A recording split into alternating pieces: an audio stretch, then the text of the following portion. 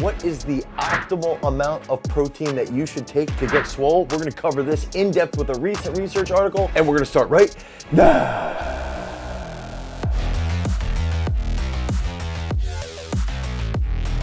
Okay, so one of the big aspects is how can we get as swole as possible? It's gonna come down to lifting weights, right? Stimulating that muscle protein synthesis, and then afterwards, eating that protein immediately. But we shouldn't have more than 20 to 25 grams of protein because then we would just be peeing it out, right?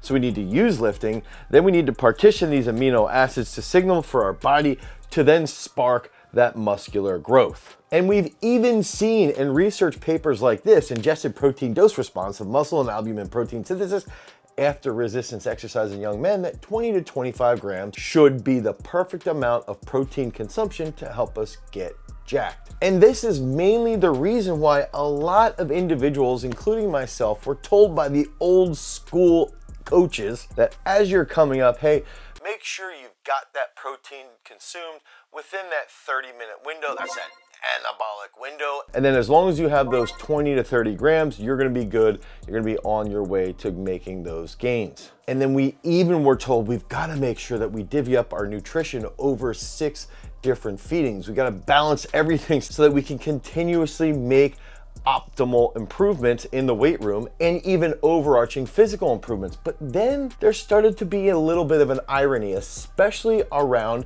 fasted athletes. Now, I am not a fasting zealot, but I tend to know quite a bit of athletes that train fasted in the morning and they might not even consume protein for say 3, 4, 5 hours after they're done lifting.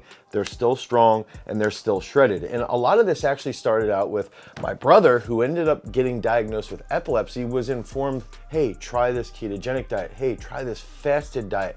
Go on the Ori Hofmeckler warrior diet. Okay, so this was be fasted for 20 hours out of the day and you can eat for 4 hours out of the day. And then that started to spark this interesting conversation of if he's only eating once or twice a day within a 4-hour time frame, and each time, because he weighed about 230 pounds, he's gonna have over 100 grams of protein, wouldn't he just be peeing out that protein? And the cool aspect here is there's actually some recent research that dives into eating up to 100 grams of protein in one sitting and what happens. And so when we're talking about our athletes coming into the gym and they're coming here, you're a strength coach and you're looking at an individual and you're saying, hey, I'm gonna tell you the best thing that you can do. I'm gonna tell you what you can work up to if you're eating a certain amount of protein and where we're gonna see the best feeling with the best response for your overarching growth. So this takes us into this cool modern aspect, okay? And recently, Jorn Trommelen, who's one of the best protein researchers out there,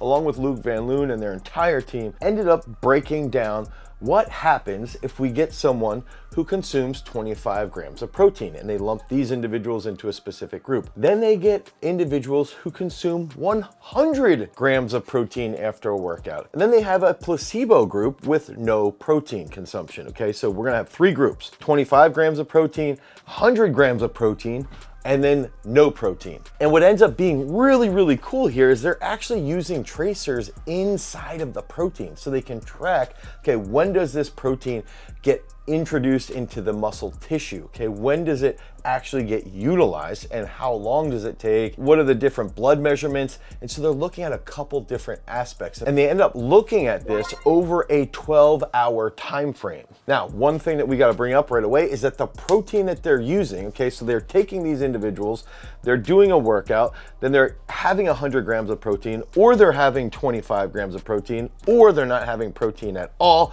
and they're going to be taking milk protein isolate. So milk protein isolate, also known as MPI, has about 60% of it as casein. And these same researchers also found that casein and whey have no difference in overnight muscle protein synthesis. And we can see that in this paper right here. Okay, so Jorn Trommelen is in on this paper, so is Luc Van Loon, and we can see some really good research just from that paper. So they're getting into the anabolic response to protein ingestion during recovery from exercise. And what is that upper limit in magnitude? Okay, what is that actual upper limit? So what ends up happening? They go through a tough workout, they drink 25 grams of protein. Okay, they go through a tough workout or they drink 100 grams of protein. We should see, based off of the old school theory that there's not going to be any difference in muscle protein synthesis. So what were the results? Okay, this is where things get really interesting, is that the group that consumed 25 grams of protein, they had a great response. Their body utilized the protein and they had great muscle protein synthesis. They did a hard workout. Now, one thing I did also want to bring up is that these individuals in both groups, the 100-gram group and the 25-gram group, tend to be untrained individuals. So they're going to be pretty responsive to resistance-based training. Now, the rise in stability of availability of protein was higher in the 100 grams than in the 25 grams, meaning the individuals that consumed 100 grams of protein had more bioavailability and they could then use more amino acids to gain muscle mass.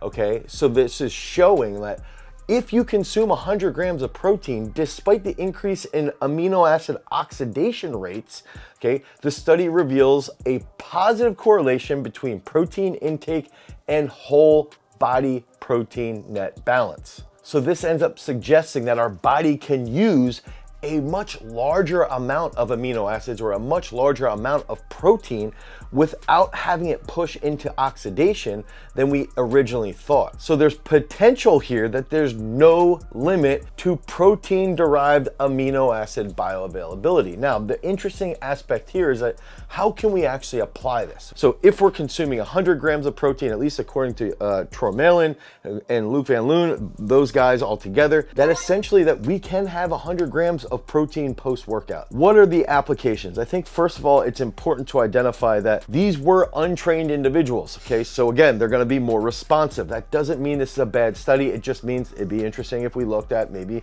intermediately trained athletes and then really advanced trained athletes and how their body uses and dishes out this protein. The biggest aspect here though, I think, is that it really doesn't matter if you're having a massive amount of protein in one sitting versus a massive amount of protein throughout 6 sittings. I think there's an important aspect of understanding mechanistic growth factor, which we talked about like 4 years ago on this channel, and what that anabolic window actually is. In all reality, the anabolic window is like 36 to 72 hours theoretically. So I think the big factor comes back to when you train, within the next couple of hours, try to have some type of protein. Whether you have 50 or 20 grams of protein or 75 grams of protein, your body is going to know how to partition those amino acids and use it for muscle protein synthesis. And so when we have athletes come into the gym and they ask this question, I think it's easy to say, look, you can have 30 to 40 grams as you're walking out the door and your body's gonna utilize that protein in a shake. You can also go home and you can crush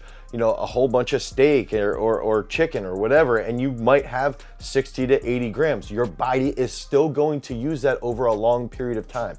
You're not going to just pee out that protein as though it never was inside of your body. Okay, so there really is no upper limit to the amount of protein consumption that you'll have. Now, we also have to factor in what's the caloric intake then. If we're every single meal having 100 grams of protein, there is going to be an excess of calories potentially if we're not moving our macros around effectively. So I think it's just, as strength coaches, we have to continuously educate our athletes that, look, you can take extra protein, and especially the most important aspect here is that your strength training or resistance training or endurance training on a regular basis. Okay, if we uphold that consistency and we uphold that you should be consuming healthy nutrition, whole foods, along with some type of supplements, that's gonna optimize your overall performance, and that's gonna help you achieve those big time goals. If you guys need help with achieving those goals, head over to peakstrength.app, the Google Play Store or the Apple iOS Store, because remember, freaks, you always need to have your protein, and you always have to cultivate your power. Peace.